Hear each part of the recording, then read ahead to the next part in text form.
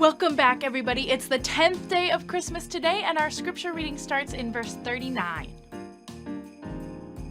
When Mary and Joseph had completed everything required by the law of the Lord, they returned to their hometown, Nazareth in Galilee. The child grew up and became strong. He was filled with wisdom, and God's favor was on him. We really have very few Bible stories about what Jesus was like as a child. There's a story that we just finished of Jesus being dedicated in the temple as an infant, and then tomorrow we start a story about Jesus again in the temple but as a 12-year-old. And we have nothing in between and really nothing after that except these vague verses about the child grew up and was strong and filled with wisdom. We really don't know any other stories from Jesus' childhood.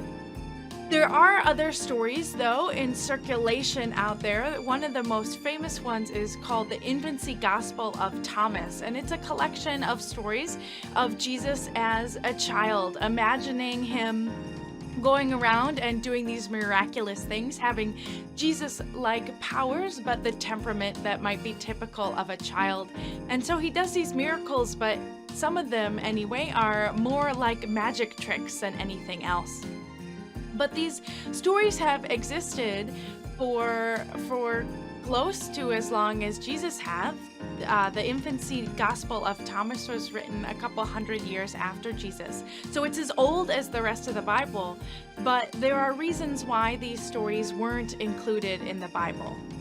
The early church knew about them and had them, but decided that they weren't to be taken at the same level as the stories that we do have in the Bible.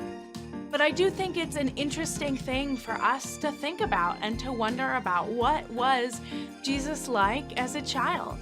If you have thoughts to consider, I'd love to hear them. It's a great piece for conversation, but not something to be held at the same level as we hold the Bible stories. Thanks for tuning in today. We will see you back tomorrow again for the story of Jesus as a 12-year-old in the temple. Thanks for tuning in.